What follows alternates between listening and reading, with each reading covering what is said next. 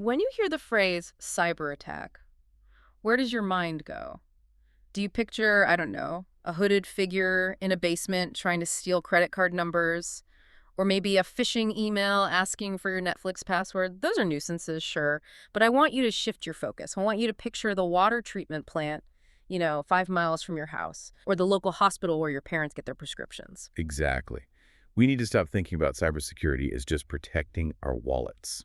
We have to start thinking about it as protecting our way of life. When a bank gets hacked, you get a new card. When a water plant gets hacked, you might not have clean water for a week. That is the high-stakes reality we're stepping into today. We have a really unique mission for this deep dive. We're taking the 2024 year in review from South Carolina Critical Infrastructure, Cybersecurity, let's just call them SCCIC for short, and we are layering it with some incredibly advanced defense strategies from Symantec and Watchpost Security. It's a perfect pairing, honestly. The South Carolina report gives us the ground truth. Yeah. It's the raw data, what's actually happening on the front lines, right now. And the Symantec and Watchpost materials, that's the advanced weaponry we use to fight back. And before you think, I don't live in South Carolina, why do I care? Yeah. South Carolina is essentially a microcosm of the entire digital world right now. The threats they are seeing, living off the land, attacks, ruthless ransomware cartels like Lynx, and the weaponization of AI. These are universal problems. The geography changes, but the tactics, they don't. Whether you're in Charleston, Chicago, or London, the bad guys are using the exact same playbook. Speaking of playbooks, the part of this that I'm genuinely excited about is the deception technology. The idea that we aren't just building walls anymore, but actually setting digital traps and playing mind games with hackers. It feels like we're finally going on the offensive. It is a massive shift in mindset. For 20 years, security was reactive. Wait for the virus, block the virus. Today, we're going to talk about how to manipulate an attacker's reality. But to appreciate the solution, we have to respect the problem first. So let's start with the battlefield. SCCIC. This isn't your average IT help desk fixing printers. Oh, far from it. Their mandate is huge. They're protecting 279 different organizations across 15 critical sectors. We're talking government facilities, energy, water, emergency services, pretty much everything except commercial facilities. They aren't worried about protecting Amazon's profits. They are worried about the infrastructure society needs to function. And looking at their incident numbers for 2024, they responded to 38 significant incidents. Now, 38 might not sound like a massive number, but in this context, significant means a really bad day. Right. These aren't just near misses. These are breaches. Yeah. And the breakdown of how they got in is what really matters here. The number one vector wasn't some, zero-day exploit or sophisticated code. It was account compromise. 37% of the time, they just logged in. They just walk through the front door. Followed closely by ransomware at 32%. But that account compromise stat, that's the one that keeps security directors up at night. It means the attackers aren't breaking the lock. They're stealing the key. And there's this one story in the report that just perfectly illustrates this. It happened in October 2024 with a law enforcement agency. It all came down to a stale VPN account. This is a classic hygiene failure. A stale account is just a user account that isn't being used anymore. Maybe an employee left or changed roles, but it was never deleted. It's a ghost in the machine. And this ghost came back to haunt them. The attackers found this old VPN account, and get this, it didn't have multi-factor authentication or MFA enabled. That is the critical failure point. Yeah. In 2024, running a VPN without MFA is like leaving your car running with the doors unlocked. Because there was no MFA, the attackers just brute forced the password. They just guessed it. And once they were in, they didn't install some flashy virus immediately. They installed Backblaze. Backblaze. Wait, isn't that a legitimate backup tool? I think I used that for my family photos. That's exactly why they used it. This is a tactic called living off the land. If an attacker installs a known piece of malware, your antivirus screams. If they install a legitimate backup tool, silence. To the security software, it just looks like an admin backing up data. So they're backing up the police data straight to their own servers, essentially asking the system to help them rob the place. Precisely. They were eventually caught, but only because they got greedy. They tried to install a second tool, Remote Exec, to move deeper into the network, and the endpoint security finally said, hey, wait a minute, and blocked it. But the cleanup for this was intense. It required something called a double KRBTGT reset. Okay, let's unpack this. I flagged this term because it sounds like a cheat code in a video game. A double KRBTGT reset. What on earth is that, and why do you have to do it twice? This is one of those deep magic concepts in Windows security. Think of the KRBTGT or the Kerberos ticket, granting ticket, as the master mold for every key in your building. In a modern network, you don't use your password to open every file. You use a ticket that proves you are who you say you are. The KRBTGT account is the entity that signs those tickets.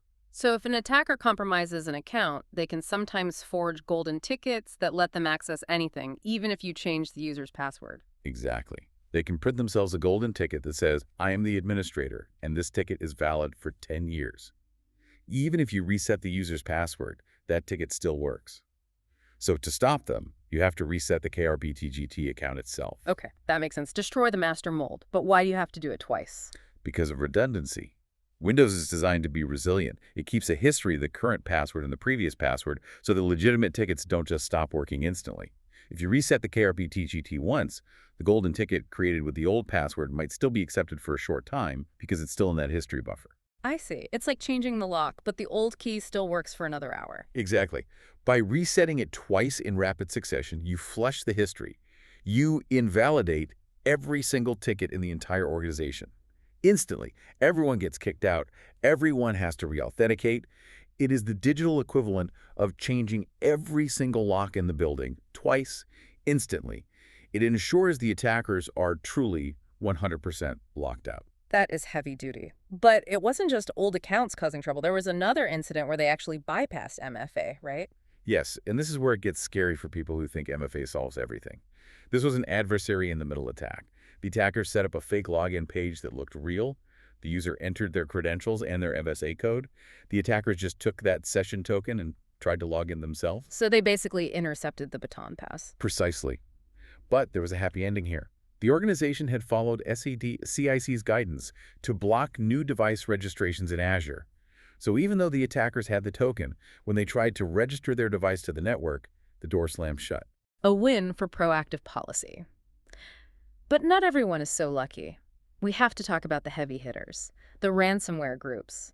The report profiles a group called Lynx. Lynx is a nasty piece of work. They're a ransomware-as-a-service operation described as a spin-off of the Inc. group. Think of it like a corporate spin-off, but for organized crime. And their targeting is extremely aggressive, specifically aiming at the public sector and healthcare.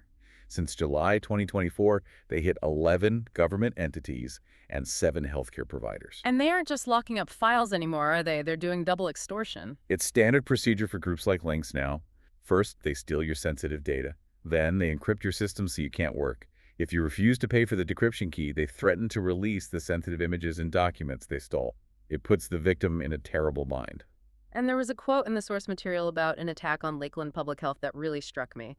James said, when you hit healthcare, you're not just stealing data, you're gambling with lives. It's not hyperbole.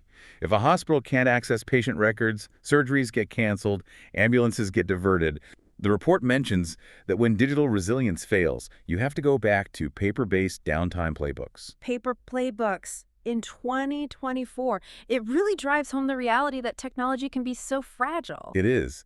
And that fragility is exactly why we need to transition to the arsenal section of our deep dive. We've seen the threat stale accounts, MFA bypass, ruthless ransomware. Now, how do we stop them? This is where we bring in the Symantec and WatchPost security strategies. And we have to start with the deception tech. The report talks about threat defense for Active Directory, or TDAD. This is your favorite part, isn't it? It really is. It mentions memory manipulation and honey tokens. Explain how this actually traps a hacker. Okay, so imagine you're a burglar and you break into an office building. You go to the directory to find the CEO's office. But instead of one listing for the CEO, you see 6, and 5 of them are traps. And if I try to open the door to one of the fake ones? The alarm goes off instantly. That's what TDAD does inside the computer's memory. Specifically, it injects fake credentials into the lsas.exe process. Why that specific process? Because lsas.exe is the local security authority subsystem service. It's where Windows stores credentials in memory. Every hacker knows this. If they get on your machine, the first thing they do is run a tool like Mimikatz to dump the memory of that process to find passwords. So to the attacker, looking at their hacker tool, it just looks like a list of juicy admin accounts waiting to be stolen. Exactly.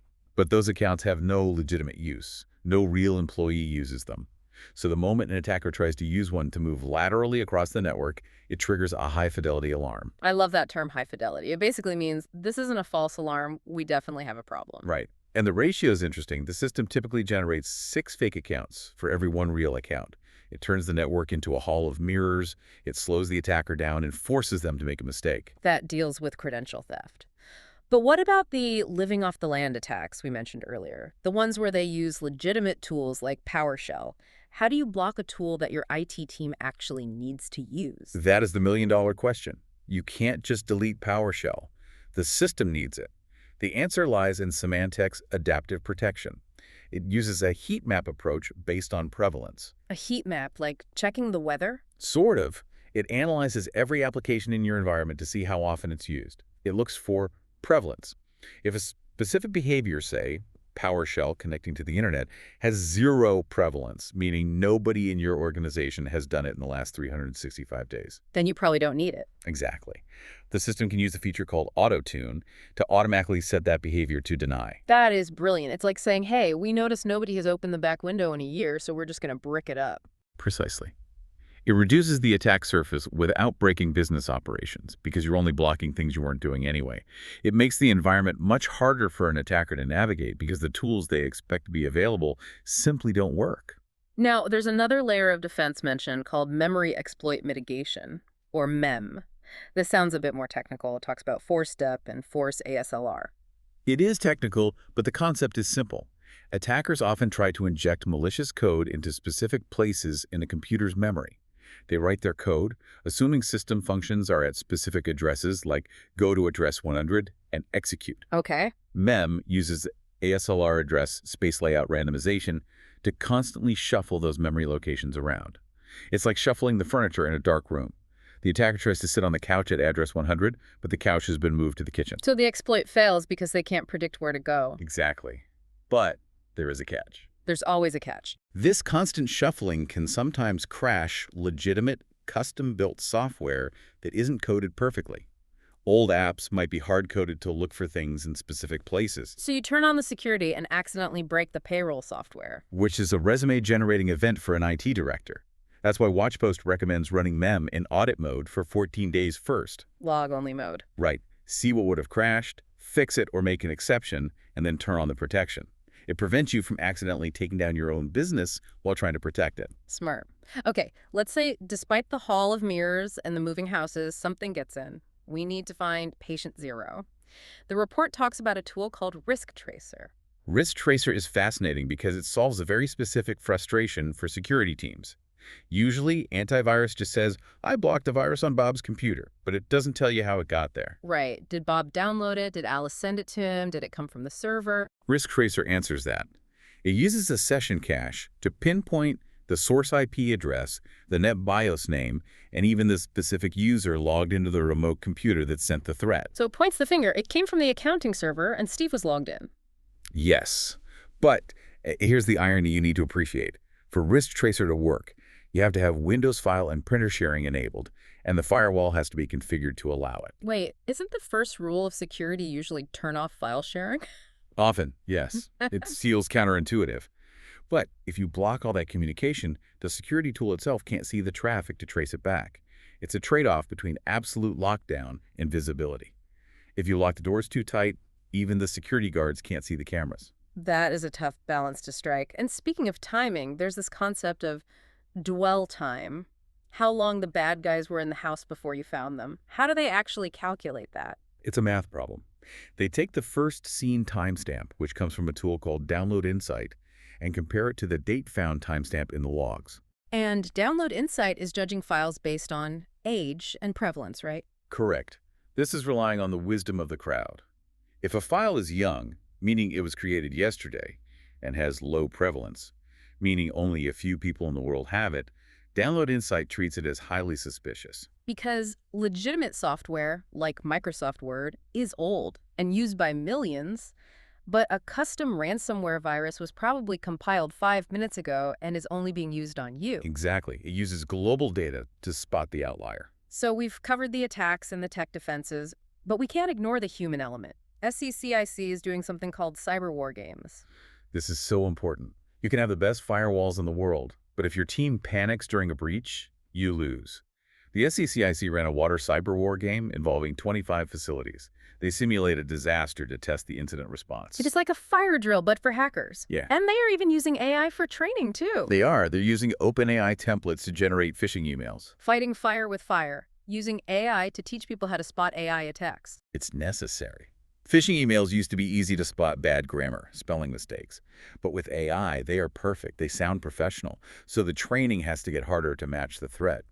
If you can spot an AI-generated fake, you can spot anything. And if all else fails, if the virus gets in, bypasses the AI, and hides deep, there is one final tool mentioned: Norton Power Eraser. The nuclear option. Why do they call it that? Because it is aggressive. It's a free tool, but it doesn't play nice. It's designed for when regular antivirus fails. It scans for persistent threats and rips them out. But the warning label is huge. It might flag legitimate tools as bad. The source mentioned it actually flagged the reviewer's own hand-coded testing utility. Right, because they looked unusual. They were a custom code that nobody else had. Power Eraser shoots first and asks questions later, so you only use it when you're desperate, and you need to be ready to restore some things if it gets a little too trigger-happy. Okay, we have covered a massive amount of ground here. From the stale VPN breach in South Carolina that required a double lock change to the Hall of Mirrors deception tactics of Symantec. It really highlights the evolution of the industry. We used to just install antivirus and hope for the best. Now we're hunting, we're analyzing heat maps of behavior, we're tracing patient zero through network sessions. And one big takeaway from the Watchpost material was the shift to a single agent architecture. That's a huge operational shift. Instead of having 5 different programs slowing down your computer, one for firewall, one for deception, one for antivirus, it's all consolidated. It reduces agent bloat and gives security teams a single, unified view of the battlefield. Which, as we've learned, is absolutely critical when you're fighting groups like Lynx who are moving so fast. Absolutely. Speed and visibility are everything. So here's a final thought for everyone listening to mull over. We talked about Lynx in this double extortion model. They have customer support, they have spin-off brands, they are running a business. A very profitable, illegal business. Right. But if these groups are targeting hospitals and water plants, essentially holding our safety hostage for money, are we approaching a point where we stop calling this cybercrime and start treating it as counterterrorism? And if so, does that change the rules of engagement for how we defend our networks? That is the question of the decade. When the target is critical infrastructure, the line between crime and war gets very, very blurry. Something to think about the next time you log in. A huge thank you to our expert for guiding us through the digital trenches today. My pleasure. Stay safe out there. And thank you for listening to The Deep Dive. We'll see you next time.